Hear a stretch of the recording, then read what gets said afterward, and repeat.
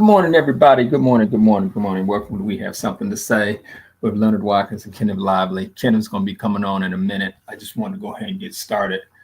So we can start trying to keep getting started on time. I just want to give y'all a heads up that StreamYard, our streaming service, it seems to be a lot of people aren't here today, so it's moving kind of slow. It's going in and out, which it typically doesn't do. But sometimes it'll do that when a lot of people are using the service at the time. So we know we can tell that because it'll slow up and we'll see the slow down a little bit. I'm sure everybody wants to people who want to talk about this week's past elections. And I'm sure Kenneth has his opinions about it. I just want to start off by saying, Marion and I and my younger brother Brian and my sister Crystal, we have this running text thread, and Brian sent out the stats for who voted in Georgia this past Tuesday.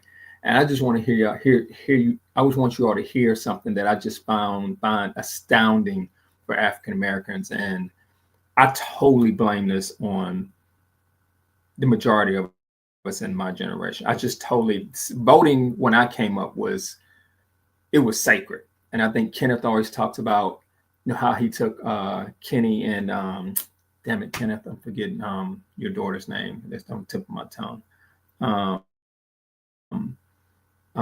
Please forgive me. How he would take them into the voting booth, and for my family, it was sacred. I remember my mom going to the polling booth up by a Highland Pool to vote, and how she I can't remember, she took each one of us, and I'm trying to remember, how do I remember if the polls were by Highland Pool? Either I had to go, I had to sit in the car or something, but I remember her distinctly being her polling booth is up in that area. So the stat is, good morning, Marion. In the state of Georgia, there are 2,437,610 African American registered voters. That's how many they are. 512,668,000 voted, 21%.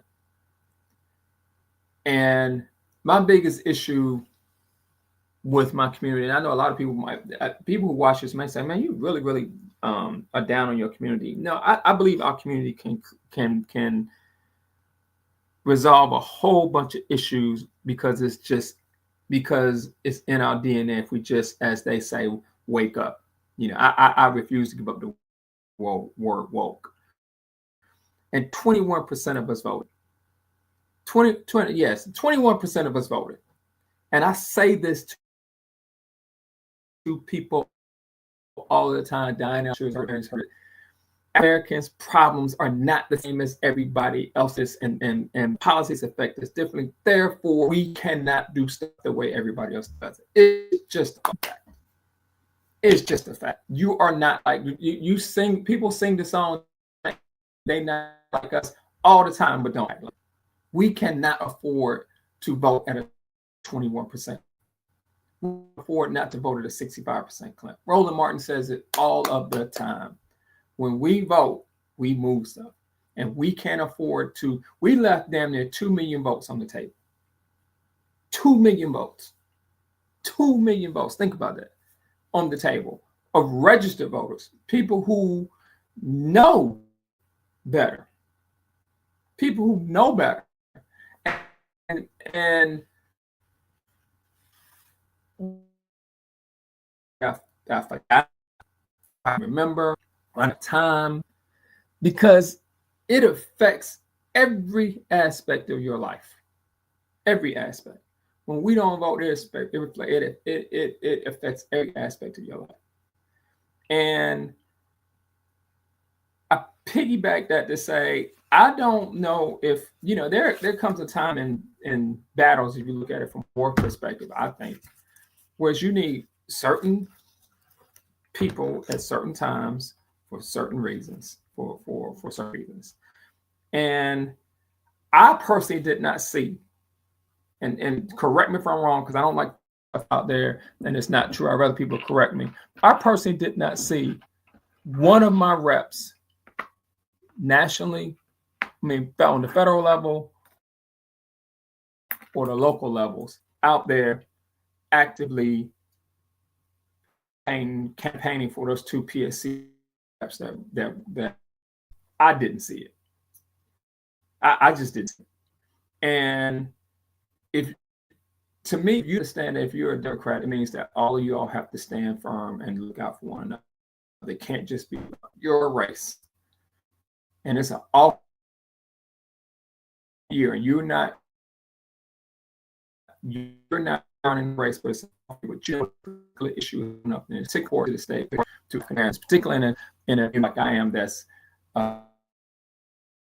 dress. To not have those reps out there push for this. And is there, the question becomes, okay, sometimes you need bureaucrats, you need fighters. Sometimes you need bureaucrats to push the policies, but sometimes you need fighters to punch people in the face. And I don't know if the bureaucrats are who we need right now in this. You know, if you, you know, those two candidates won, but they won a large part based on community activists getting the word out. There was a lot of community activists out there saying there's no way that 5-seat commission should be all Republican, which it was. No way. No way. You won't have a fair to speak against public utilities like Georgia Power. There's no way. But I didn't see any of our reps doing that. And if you're making 100, I think their salary right now is 100. I think I looked at it, it's $178,000. Then it's your obligation to get out there and push for other Democrats. The state, it's your state. You represent our state in Washington, but it's still you.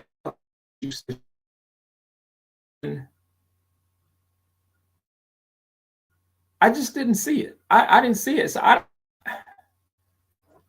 you know, if they've gotten that comfortable, you know, one, I'm gonna give a pass. I know her husband's been balancing. I think it's time for them to be scared of it, the primary.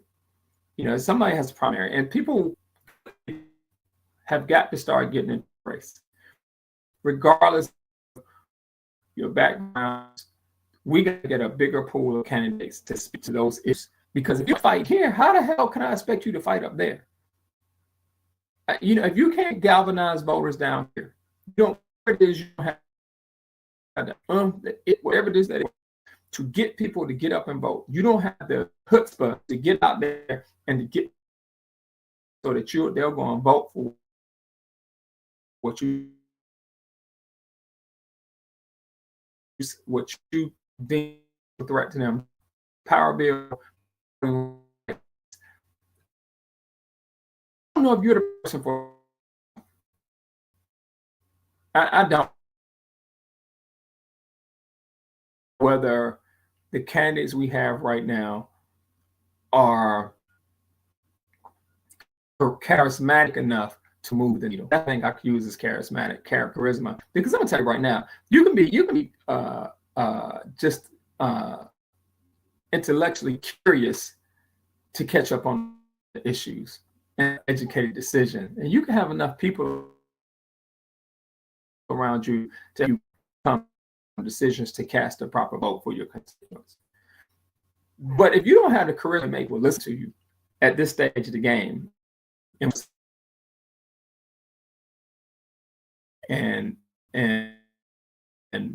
likes and dislikes, you got to be able to draw people to you so that they can at least hear what you're opinion on these issues. You know, that I don't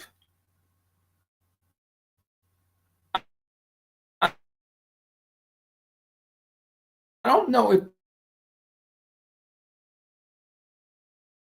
to come out. I'm gonna say 2 million votes left on the table, just in our community. 2 million votes. In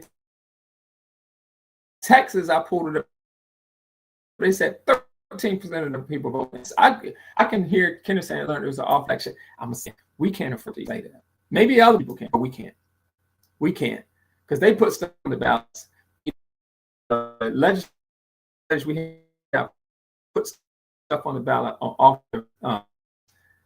Yeah, linking up because I think string sometimes this time every once in a while they'll get a whole bunch of at the same time, and it happens extremely rare.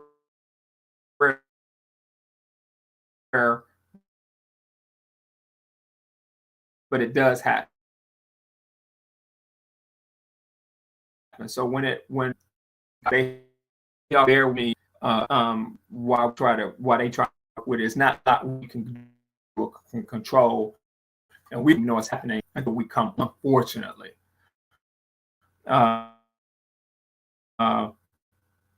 So I don't know what it's going to take to get people in the state, particularly in our community, saying, Kenneth, I've talked this a few times. Sometimes people just want to be in small towns. They just want to know that politicians in the, particularly African Americans in the larger cities, just see them in the smallest cities. Because not Atlanta that vote. Atlanta area has the most votes come out, but it's the other people, McBean, Georgia, Thompson, Georgia, Waynesboro, Georgia, Louisville, Georgia, people places like Albany. Those places where people don't feel like they're seen and heard, so they don't come out and vote. And I'm curious as to what y'all think the solution is, because the way I see it is like this: 512,000 of us, 512, right at 513,000 of us voted.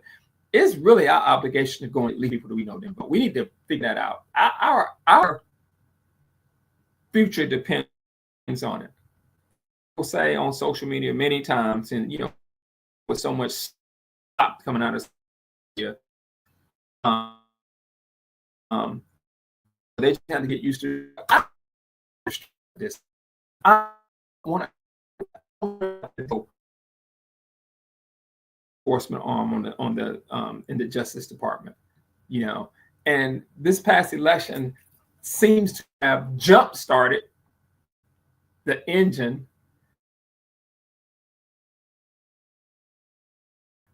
that needs for 2026. That's the battle. After this car just has to have a jump start because the battery's temporarily dead. They got to get it started so they're alternating and get it.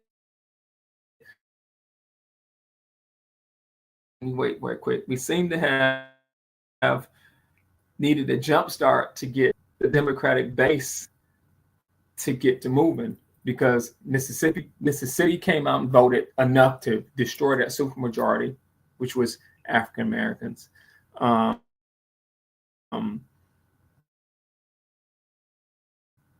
Louisiana did I don't quite know. Something happened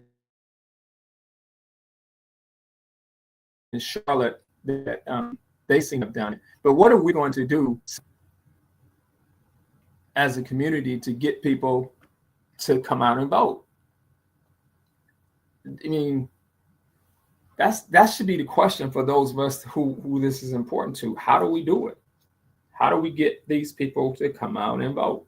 How do we get them to understand that their very survival starts with the act of voting? Because they just don't believe it. They cannot see how voting benefits them. And they don't see how not voting is a detriment and a serious consequence that has consequences on their whole life. They just can't seem to see it. So how do we do it? And because if we don't do it, and from what I've seen on some of the speeches I've seen Steve Bannon get, I think that's circling. I don't know if that's a part of the strategy. They woke up too and go, hey man, if they come in and they take the midterms, a lot of us,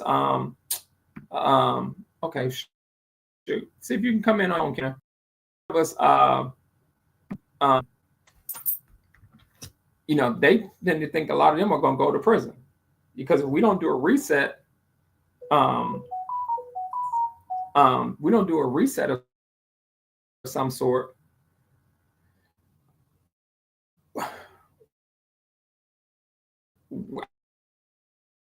I think we're going to be in trouble in 20 really being. And send Kenneth try to come in on the phone. So, the question should be, do we need to get some other candidates? Do we need to start raising more money? Do we need to, what can we do individually to make it? For the most part, they aren't. We need more. Let's see, pull up what Lenny said. We need more door knocking in those small towns, more town hall meetings. I feel we have sparked some positivity because people were really fearful or fatigued from that initial onslaught. We'll turn out en masse for the midterms, but it's the small elections. Absolutely. I'm so glad you said that. I'm so glad, because somebody asked me last night, well, Leonard, what you going to do? What are you committed to doing? What are you committed to doing? I said, look, I'm committed to knocking on doors. I'm committed to going to some of these small towns if I have to. I'm committed to being as outrageous on social media to get Black people to understand we better get out and vote. We better, I can't, and the reason I've had this conversation over the last week, the reason I don't worry about other communities, because I tell people my community always votes in the best interest of everybody. Always. We have historical data that says my community does so I can't worry, but you need to go and find out why your community is not doing it. But you can't ask me to trust your community. And I told a friend of mine that this week, and when he's somebody I really like, and he originates from a different community. He asked him to support, and my wife actually knew the opponent for city council president, support that person. My wife said that guy was a really nice guy too, and I was honest enough to say I can't do it. I can't do it. And he asked me why, and I said, because I don't know what your community will do. I can't risk my community anywhere trying to vote for the right thing, because I just haven't seen the evidence of it. The last election, I think, has scarred a lot of African Americans. I can't think that you're going to do that. I can't, because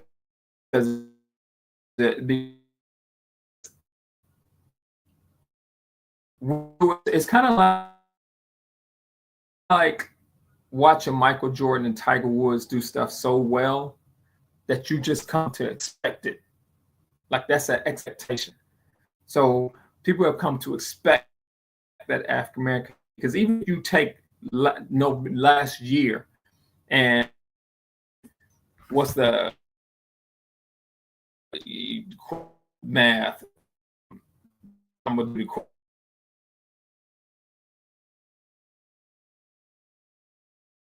in my head. Even if you take 92 plus divided by 2,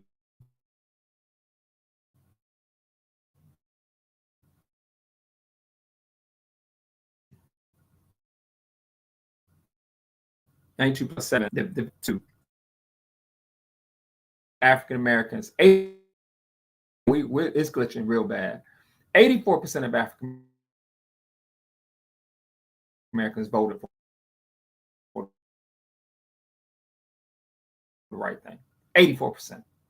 77%. Let's see. Let's say, Lenny. Let's see what you said so I can make sure. Mary says they now Warner Robins Air Force Base.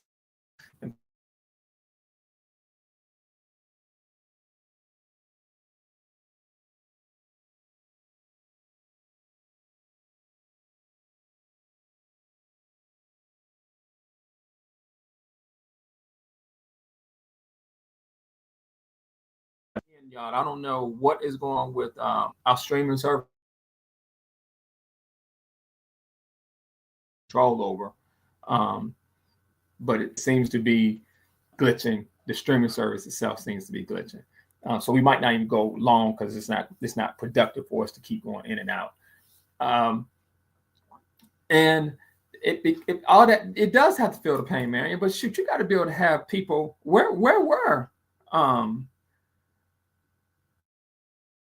the chemo state reps, Lucy McGath, who I say I give her a pass. I think I'm under the impression her husband is battling a terminal illness, and that's a big deal. No, but where were they? Where I don't know how loud they need to be. Where were our council people out there?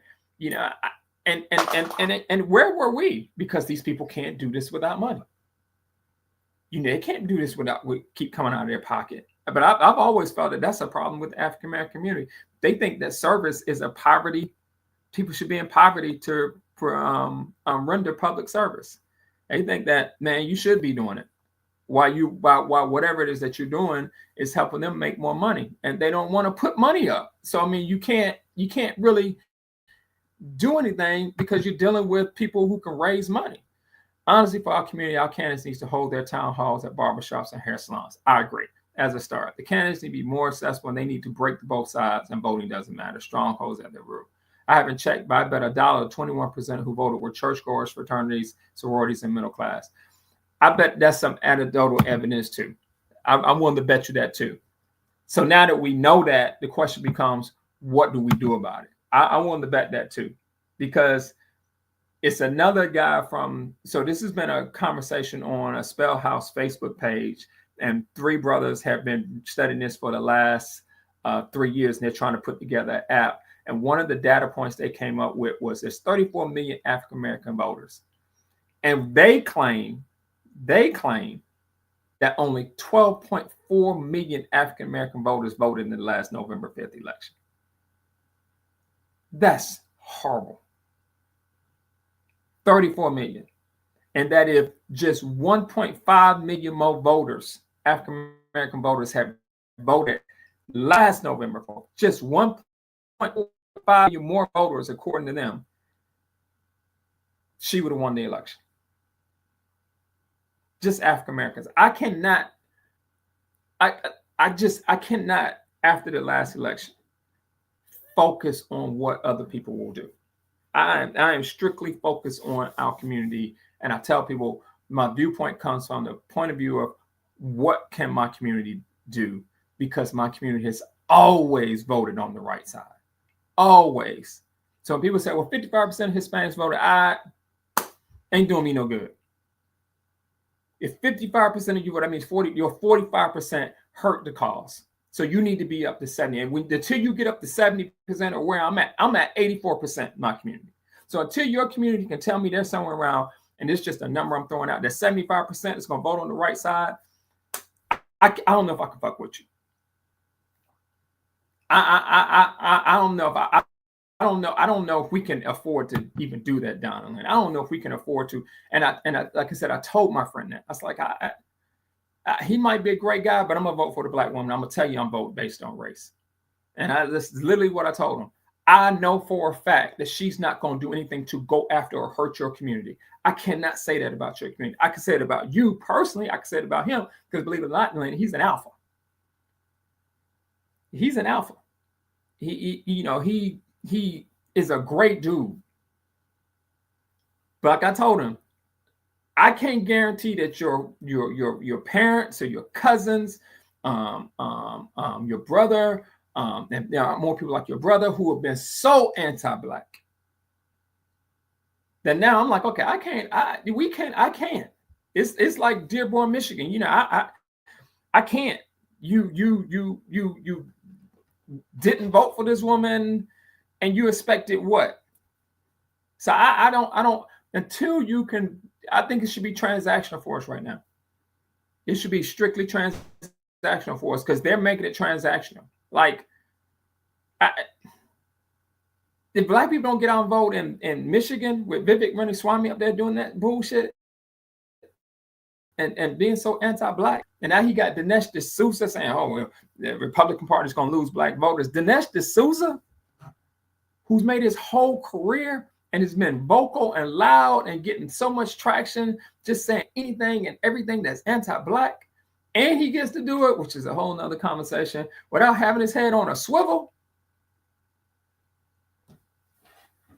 they're gonna have to come better from me. And that's going to be the theme I'm on for the rest of the year. And they're going to have to call me prejudiced, racist, whatever. And I'm just going to keep going back to the data. Look at what my community did. Look at what your community did. Look at how my community voted, and let's look at how your community voted. And until you get up to this standard, my community can't take the chance.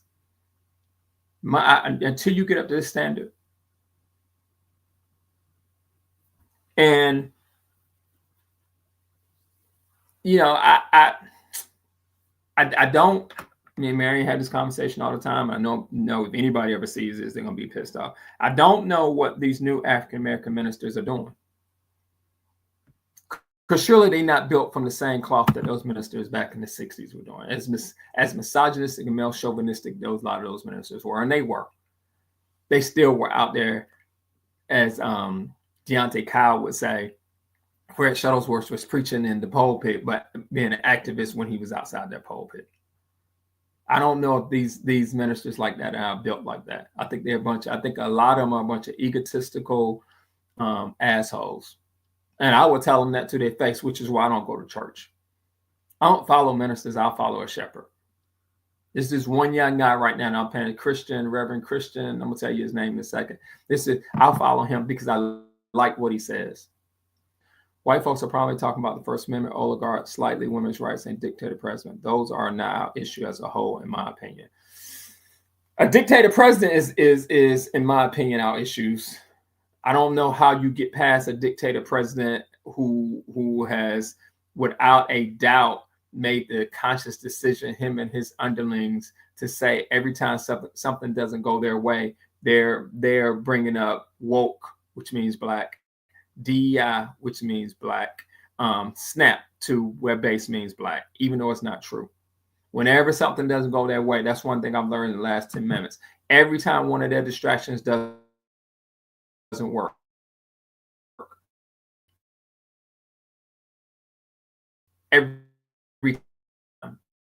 Every time one of their doesn't work, they go right back on. See, I think and literally they're firing every person, particularly black person of color, has any influence. They went after them with laser light focus. My classmate, Alvin Hosey, was a classmate of mine. They went after him. He's gone. The cook lady from the Federal Reserve, Spelman graduate, they went after her. She's holding on very thinly. They got a whole list of black people that they purged. And there's a reason they purged them. It plays to their base. They have literally, God said, it was way more people, I think. It was way more people than we thought that were extremely prejudicial and racist to the point whereas they would vote the way they would vote. And they used this as the tip of the spear. And you and I have a conversation all the time like they always do. And the question becomes, okay, well, how do we blunt that? And the only way to blunt that is to get our people to vote. And whether that's barbershops, maybe that's something, Kenneth, and I'll do something that you gave us an idea a long time ago, which is, man, why don't y'all try to take y'all show on the road in different little barbershops? And but it can't just be it can't just be, we don't have enough of a platform right now to do us, but it has to be more politicians. They have to be out there. And I just don't see them. I don't see and I got a lot of them up here. And I didn't see one person, and that just baffles me, one person on social media, from my city county commissioner to my city council reps, not one person out there going, hey, we just need more balance on that goddamn Public Service Commission board. So we need these two Democrats, because it's 5 on it right now, and they are giving everything away. Everything they're doing 5 to zip. We need a balance. Now, I didn't see one person doing that. I didn't see the mayor doing that, and I'm a big fan of the mayors. Social media commercials, or getting on your social media platform and talking, or them making one big commercial and circulating on their social media platform, that doesn't take any money. It's not taking money. And so I just didn't see it. And I didn't see ministers out there outreach to the 13, 14, 15 Amendment, in other words, civil rights, voting rights. I agree. But isn't that, like Kenneth said, isn't that all a part of what a dictatorial president is? But let me be clear. Let me say this. This is totally a tangent. I don't think he's going to be around much longer. I think he really suffered a stroke. I think he might have suffered 2 strokes. And I think he's suffering. I think they just propping him up. And I don't think how anybody can look. His meandering and wandering and his conversation has gotten 10 times worse. You can sit there and watch some of the video of the Japanese foreign minister having to guide him to the spots where he needs to be. You can see it, and you can see it. He's not well, but the people up under him who have been running the government, particularly Vought, they're trying to, as Steve Bannon said, was it action. So that's put in because there's nobody else to really take his spot. There's nobody that's populous at that stage to take take his spot. They don't have a backup plan. It's definitely not JD Vance. This is some bullshit. It's definitely not JD Vance. And go ahead, Kenneth. Go ahead. Can you hear me? I can't. Good morning. Good morning, Stacey. Can you hear me, Kenneth? I don't think the dream is some type of glitch. This is what it is. So I don't know if he's going to be around. I think that's why Steve Bannon is out there screaming right now, and I think that's why Steve Bannon is out there screaming so much right now about ankles are getting bigger, his thighs not well. One of the things I follow is this physical therapist that has a PhD who says all I deal with is dementia patients, and he's constantly talking about, okay, look, here are the signs that you got to look for about him and what he sees, and one of them was when he was over in I think Japan, and coming down the red carpet, he kept wandering back and forth, and he was saying, look, when the dementia patients and stroke patients, this is what happens when they're trying to recover. And that he had been at Walter Reed twice and nobody said anything. But hell, should we be surprised? Because I haven't seen not one person talk about the attempted assassination and it's coming out with a medical report of what his injuries were. Not one. Now these people are insidious. So he's around. So let's see. What am I missing here? Good morning. All right. That's why it's for comment with this our politician that's more the same. What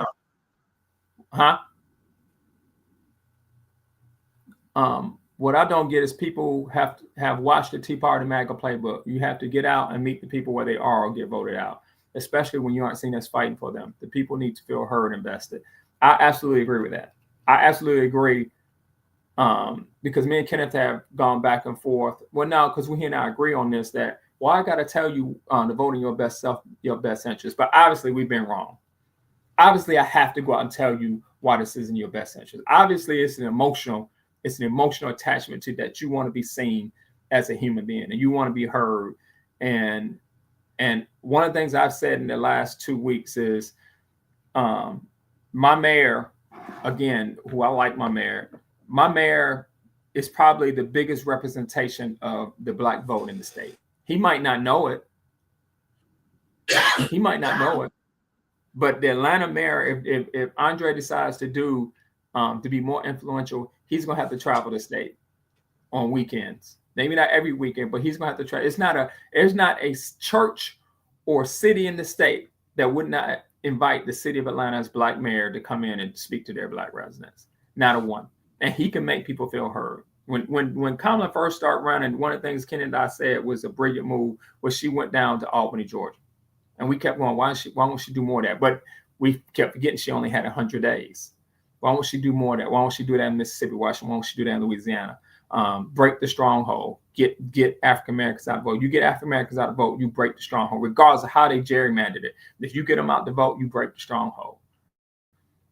But the vote count was so far down. So I think that people will have to be, particularly here, votes in our community in the state of Georgia. 2 million votes. 2 million votes. That's nuts for quote unquote purple states.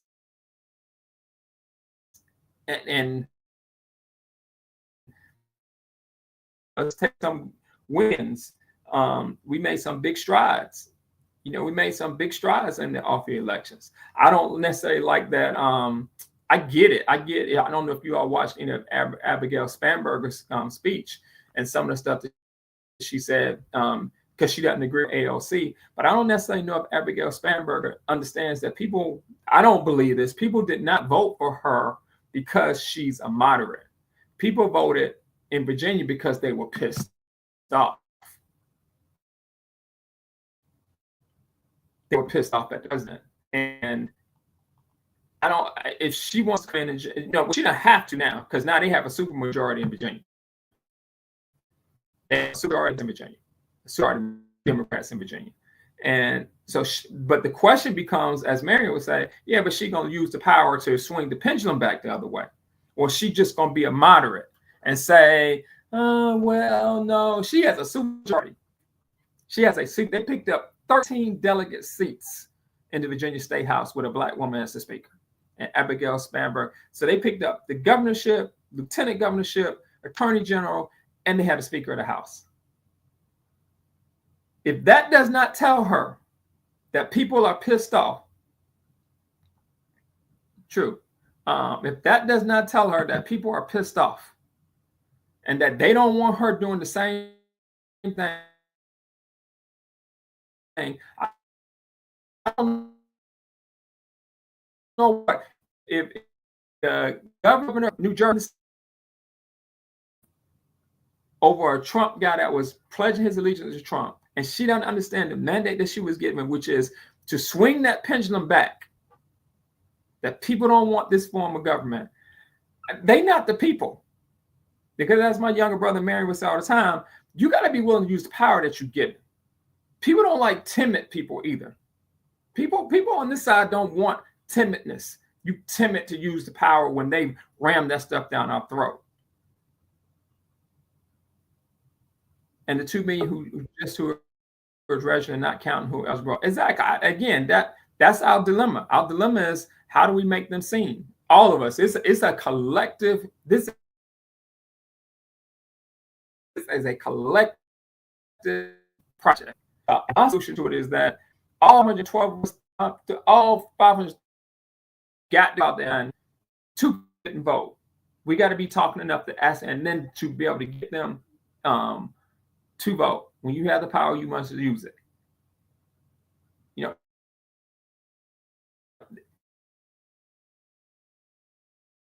All of those people, like Stephen said, if we come out of this and what and Johnson, not a couple leaders, we do what Nixon did, which is punish. Which is not punish Nixon. You gave him a pardon, and we do what they did with Trump. You're going to demoralize our base. You're going to demoralize our base. This is going to sound crazy, and I get it. Some of us are just timid. This staging, I'm like I'm. It must.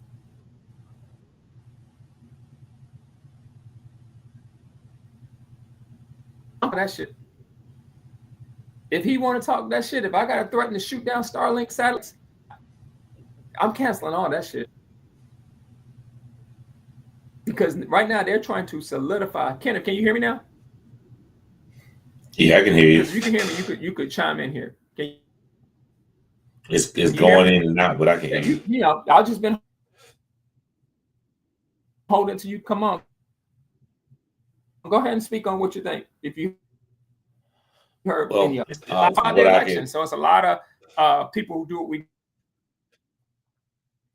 Well, this election, Marion said that people need to feel the pain before they start waking up and doing stuff. Well, this election showed that people felt the pain because they came out. The fact that they don't have a super majority in Mississippi is astounding, because Mississippi, especially Black people in Mississippi, they never vote. Their voting percentage is ridiculously low. But people finally figured out that if you got an asshole as president and assholes in Congress, it's going to affect you how you live.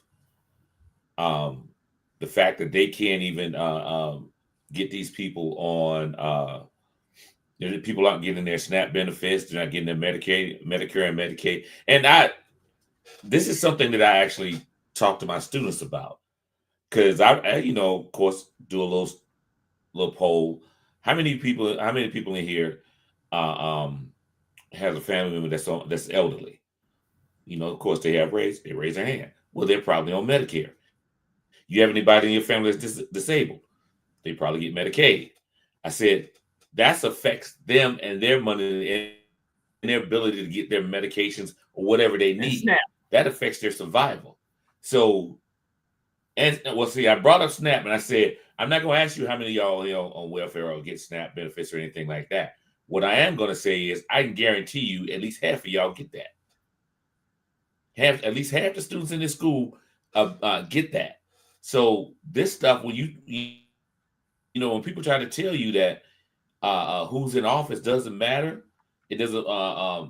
That stuff matters, because now you see the effects of it. So people had to really, as Marion said, feel the pain before they woke up. It's like, oh shit, they ain't talking about them; they talking about us. And you mentioned Steve Bannon earlier, and I want to talk about that. When he said the midterm and they win the presidency, some of us are going to jail. I was like, I don't see a problem with that, because some of y'all do need to go to jail for the crimes that you committed. Some of you need to actually feel what it's like to be handcuffed, put in a jail cell, and told you cannot do things. Have somebody run your life 24 hours a day, because that's what you deserve. You did this stuff. Nobody told you to do it. Nobody made you do it. Nobody put a gun in your head. You chose to do this. You chose to do the illegal stuff that you did. Now you have to pay the consequences for it. You want our community to pay the consequences for illegal stuff that we do, so why shouldn't you?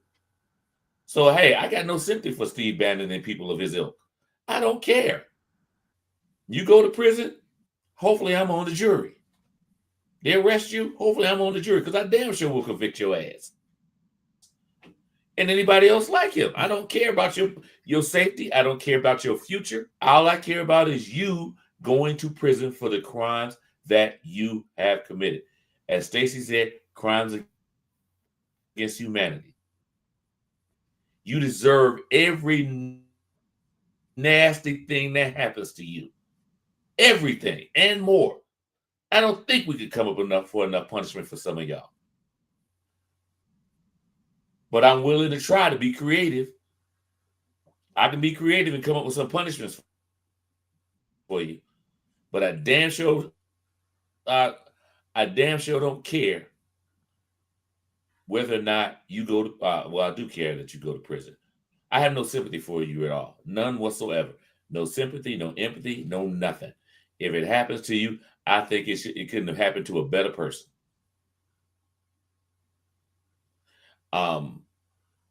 There was something else I wanted to talk about. This is the other thing. And then Leonard, you popped out. I don't know if you can I add something? Yeah, I want to add something that you said. Yeah. Which is, I can hear you. I can hear you. Can you see me? I can hear you. Oh shit. The average SNAP benefit is $350 a month. That's $11 a day to feed a family. and I saw this guy that's his thing on Instagram, and one of the things he said that I thought, which is so poignant, was he said they have made compassion a crime. They have made being compassionate an evil. On. Can somebody put in chat whether or not it's still going on? It's still on. Anyway, let me go on with it because I think Marion just responded to something I said. The people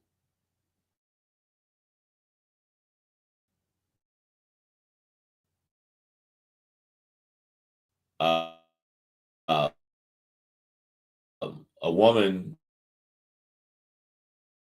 was, I think she was like observing ICE do their thing, and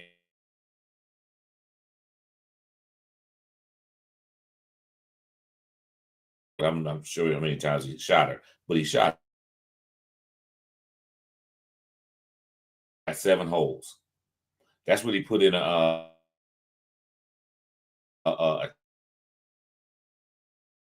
text message on what's that thing? Signal.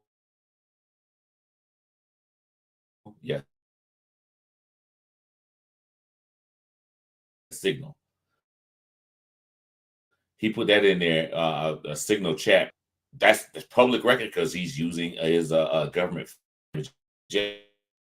shut down.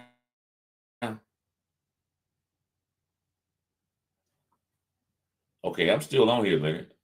Is anybody else on here?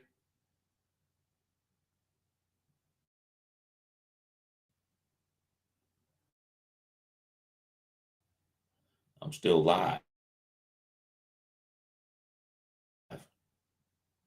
Well, let me continue to go back in through this till Leonard comes back on.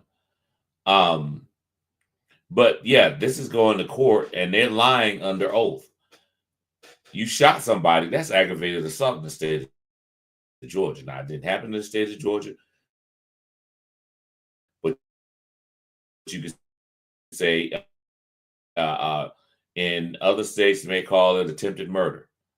But you shoot somebody 5 times, you damn sure ain't trying to oh,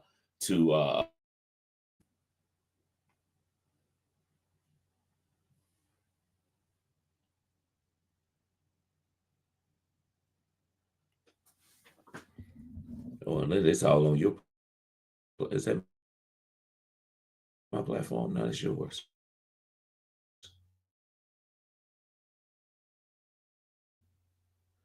That's just on your platform. Not even on mine. But anyway, the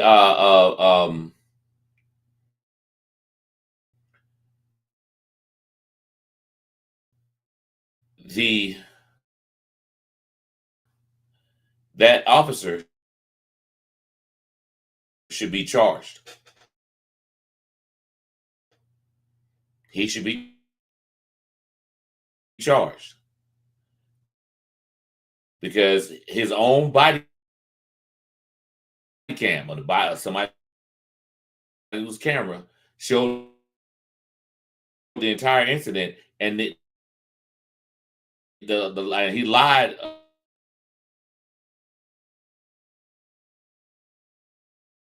He needs to be charged in state court. So I'm trying to these local prosecutors, state attorney generals, to start prosecuting these ICE agents for what they are doing. They got to do it. You can't sit back and let this happen, because the more you sit back and let it happen, the more so they're going to need these people to start these elected officials, attorney generals, DAs, district attorneys all over the country where these incidents are happening, start charging these agents for their crimes. And they are crimes. You cannot assault somebody just because they you're trying to arrest them. You can't do that. You cannot do that.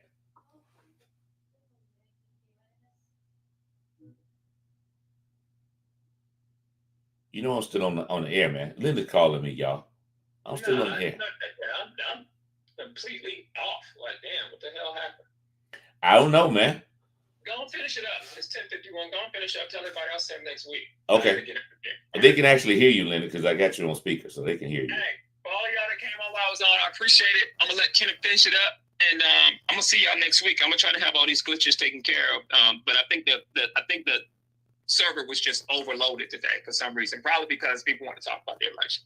Anyway, peace. Take care, Kenneth. All right. So I think y'all heard what he said. But yeah, they need, that's what they need to start doing, because that will end a lot of this craziness. You start putting people in handcuffs. Now, this is the crazy thing. If this were local police doing this on tape, local DAs would be all over this. And these federal officers do not have immunity from their crimes. They do not at all. I don't know why these prosecutors aren't doing this, but they have more than enough evidence to at least take them into custody, at least charge them. They have more than enough. They can take them in front of a grand jury, indict them. They have more than enough evidence. They have video evidence of all of this stuff. And then you have in Chicago, or the Chicago area, you have a federal judge telling the head of the Border Patrol, his name is last name is Bovino, telling him that she got to come to his office, come to her chambers once a week and give an update about what's going on. Then he admitted that he lied under oath. He told the press that he lied under oath about somebody hit him with something, because he said that his lie was that he was in the out there with his agents, and somebody threw something at him, and that's why they started throwing tear gas into a peaceful crowd. Now, video evidence shows nothing was thrown at him at all.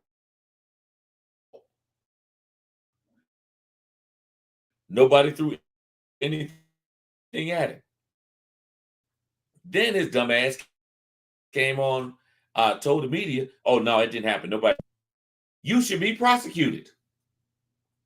Now, although that's a federal judge, it happened in federal court, the Justice Department is not going to do anything, but he still should be held accountable for it. He should be impeached.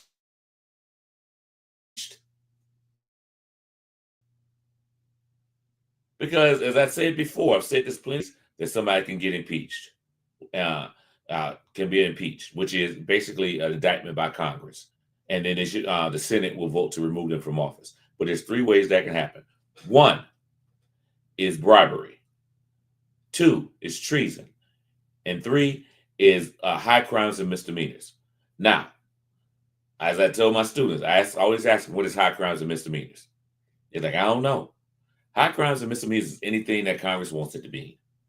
It could be anything they want it to. Any crime. So if you're lying under oath to a federal judge, that comes under high crimes and misdemeanor. And if you don't believe that you can indict somebody or impeach somebody for something as simple as lying to a judge, how about Bill Clinton was impeached? He wasn't removed from office, but it did have an impeachment hearing. If Bill Clinton was impeached for lying about getting a blowjob, and that was under oath. He lied about whether or not he had sex with another woman other than his wife. That lie in a deposition. It wasn't in court. It was a deposition. But because he put his hand up, I swear to tell the truth, the whole truth, and nothing but truth, help me God, that's lying under oath. And he lied about whether or not he had sex with another woman. That's it. So if you got a guy who's a federal official, comes into a judge's courtroom and lies to the judge's face, that is an impeachable offense. That is literally an impeachable offense. High crimes and misdemeanors. Damn it, impeach his punk ass. And anybody else that comes in there and lies lies to a judge. Any prosecutor, law enforcement that comes in and lies to a judge should be have charges put against them. Let's start doing this, because the rules are there for a reason. The laws are there for a reason. If you continue to allow them to break the law, they're going to continue to break the law. And as long as they continue to break the law, we're in trouble. So if you start holding some of these people accountable, then they'll stop. The brutality will stop. The lying will stop. And I'm not talking about just a little slap on the wrist. I'm talking about actually removing them from office, actually putting them in handcuffs and putting them in jail and then eventually prison. That's what needs to happen to a lot of these people. I spent a lot of years in law enforcement, a lot. And in the last few months, I have seen more officers brutalize people than I hadn't seen in my whole entire law enforcement career. Seen more officers do that in the last few months, the entire time I was in law enforcement. The entire time, 18 years. The entire time. That means they think they can get away with it. That's why they keep doing it. And they don't care if they're on camera. They don't care. They're brutalizing people on camera because they think they have immunity. And they don't. They might not get prosecuted by the Department of Justice. They might not even get fired by their own inspector generals for the stuff that they're doing. But local law enforcement, local prosecutors, and state prosecutors can arrest them, can charge them, and they should. And if they don't, we should vote their punk ass out too. Let's be real. Anybody, any prosecutor, local prosecutor, or state attorney general does not start enforcing the law and start arresting these federal agents that are breaking the law, they need to go too, because they're complicit in this. They are complicit in this. They are allowing this to happen, and they don't care about the rest of us. So they should go as well. And just to be clear, I'm not just saying this to y'all. I actually spoke to a prosecutor about this. I spoke to him, a local prosecutor, and I said, now we don't have any ICE incidents going on here, but if we do, I hope that you will prosecute them when they start brutalizing people. Now, he said, I will definitely do that. Okay, I'm going to take you at your word. When it starts happening, I'm going to make sure I get in touch with you and see what you're going to do about this. We have to hold these people accountable. We have to hold these people accountable. And the last thing I'm going to talk about before I leave. Yesterday, I was talking to my students about I'm sorry, I put my hand in front of my mouth. I apologize, y'all. Yesterday, my students, well, the day before yesterday, we were talking about the Dred Scott decision, or as it's supposed to be called, Scott v. Sanford. That's the case that happened in, I can't think of the 1850 something, where a man named Dred Scott sued his owners. He was enslaved, sued his owners to get his freedom because they had moved him from a slave state to a free state. And the law states that if somebody's a slave and you move them to a free state, they're allowed to get their freedom. And he was trying to buy his freedom. He wasn't just saying, you just give me away, you just let me go, I got the money. Because his previous owner, who was he was suing the widow of his previous owner. Previous owner allowed him to work, and he said, you can buy your freedom. So that's a little bit of background of the story. I may have a little bit wrong, but that's pretty much it. So in the Dred Scott decision, the Supreme Court said that Black people, slaves, enslaved people were not citizens. So they had no rights or protections from the government or the courts. So basically it said all the rights that everybody else had, First Amendment rights, freedom of speech, freedom of petition, right to assembly, freedom of the press, all of that. And then the Fifth Amendment rights, not Fifth Amendment, Sixth Amendment rights, right to a speedy trial, things of that nature. And the Eighth Amendment, which is Fourth Amendment also Fourth Amendment's search and seizure. This Eighth Amendment talks about cruel and unusual punishment. And the cruel and unusual punishment comes in because they are snatching people up off the street and deporting them to third-party countries. Like some people they put from El Salvador. From Nicaragua, took them to El Salvador. There were some people they picked up. They took them to some country, and I never heard of this country. A small country in Africa. They took them there and dropped them off at the airport and kept going. Like they literally took them off the plane, got back on the plane, and left. Those people sitting there in the airport in this country, and these people of course, they didn't know anybody there. They had no connection to that place at all. So these are the things that the Trump administration is doing. And I told my students, what they're doing is applying the Dred Scott decision to these people that they're ISIS picking up and deporting. They're actually going back to the fact, well, you're not a citizen, so you don't have any rights. That's what they're doing. That's literally what the Dred Scott decision said.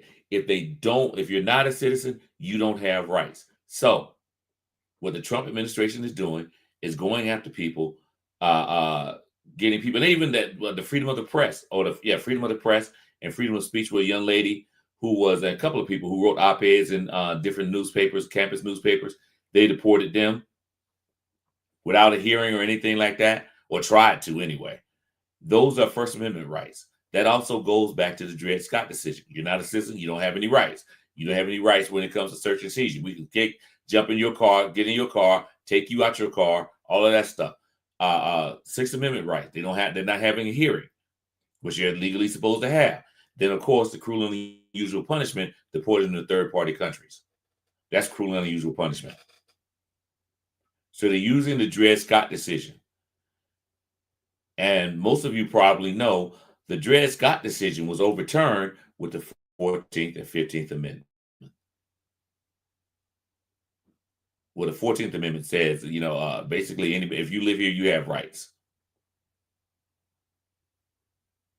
Anybody born here has rights. And they're also doing this to American citizens, too.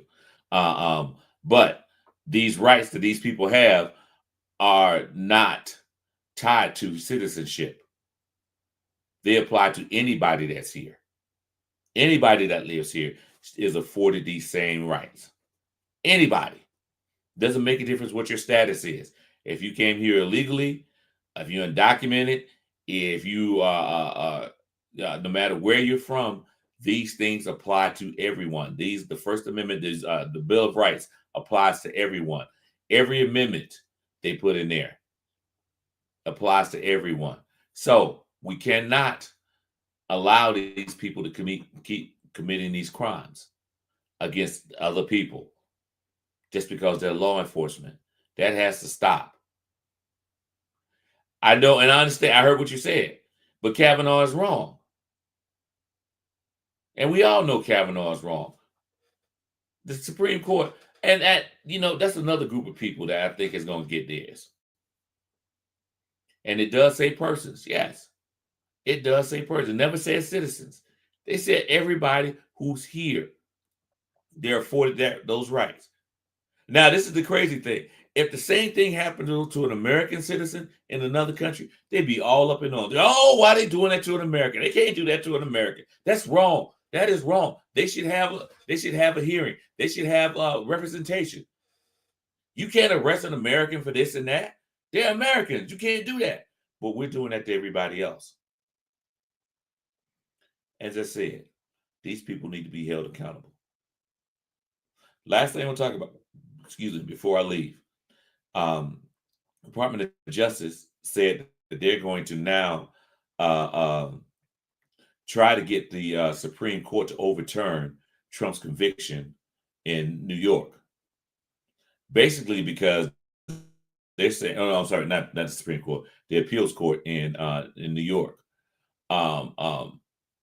They're going to they're appealing his case on behalf of Donald Trump. The Department of Justice is appealing Trump's case prior to him becoming president the second time, they're appealing his case, saying that he's president, so he shouldn't have a felony conviction. He wasn't president when he committed these crimes. That was before his first term. That's what he was convicted of, stuff he did before he was president. So the Supreme Court ruling that his everything that any crimes that he committed while president doesn't apply to this, because this was prior to him being president. He was a private citizen then. He may have been running for president. He may have had secret protection, Secret Service protection, but he was still a private citizen. And it also, no, they can't do that, Karen. They can't. They have no land. They're not supposed to do that. He's using the Justice Department as his own private lawyers to put the weight behind the federal government into overturning his conviction. And it should not happen. The state of the appeals court in New York, if I'm not mistaken, already appealed. No, they haven't. But they should not be overturning that conviction, because it has nothing to do with him being president. Didn't happen while he was president. He was a private citizen. So, and the fact that he's using the director of the Justice Department to do this, that's right itself is a violation. At least it should be if it isn't. But listen, it's after 11. I got a basketball game in a couple hours, so I need to go get prepared for that. Glen Hills is playing a scrimmage game today at the gym, so hopefully we'll win. Thank y'all for coming out, and we apologize for all of the glitches today. It took me forever to get in, and as soon as I got in, Linda got kicked out. I don't know what's going on with StreamYard. We've been using StreamYard for a couple of years now. All of a sudden, it doesn't even want to work for us. I think there's somebody trying to stop us from spreading the good news that we're spreading information, because this can't be a coincidence. I heard Linda say something about, there might be a lot of people on there at this time talking about on Stream. Nah, that shouldn't be the case. So StreamYard has been around for a while. It shouldn't have anything to do with that. But it is what it is. No matter what, we're still going to who's paying his lawyer fees? He's using Justice Department lawyers. So we're paying his lawyers' fees in that for that appeal. But anyway, y'all, listen. I didn't get everything that Leonard said, but the stuff he did say about getting people out to vote, we need to do it, y'all. Start talking to people now. Don't wait till right before the election. Start talking to them now. Every time you see these people who don't vote, people who don't think voting is necessary or voting doesn't count and all that, just tell them to look at what's going on in the government and tell them, do you think this would have happened if Kamala Harris would have been president? Matter of fact, you really want to mess with the head? Do you think Barack Obama would have gotten away with a lot of stuff that Trump has gotten? He would have gotten away with none of it. None of the stuff that Trump is doing, he wouldn't have gotten away with it. The fact that years ago, when Obama was in office, he talked about Obama writing so many executive orders. Well, Donald Trump has written more executive orders than this year than Obama did in his entire 8 years. He's done that in this term, this year, than Barack Obama has signed in 8 years. And he's only been in office for 10 months. Actually, it hasn't even been 10 months yet. Think about that, y'all. So when people come up with that stupid argument, check them with some facts. And don't just, you know what? And one other thing, too. When you check people with facts, instead of just stating the facts to them, pull it up on your phone and show it to them. Show it to them. Let them read it. Show them multiple sources that say the same thing. Show it to them. That way, they can't say it's just your opinion. No, this is a fact. But anyway, y'all have a good week. Oh, yeah. Talk about Obama golfing. All of that stuff. They complained about Obama putting the basketball court, lines for a basketball court on a tennis court and putting up a temporary basketball hoop and all that stuff. Yeah. But Trump tore down the whole part of half the damn, a third of the White House, and is putting a huge ballroom in there that really they don't have room for in there. And somebody keeps saying that that's going to be a bunker. It's actually a bunker. We'll see. We'll see. And it's not going to protect him. It don't make a difference. He's still going to leave. Still going to leave. One way or the other, Trump is going to leave. By hook or by crook, he going to leave. He going to leave willingly, or he going to leave in handcuffs, or what, by any means necessary. To paraphrase my one of my favorite people, Malcolm X, by any means necessary, his ass is gonna go. All right, y'all. Y'all have a good week. I'll see y'all soon. Deuces.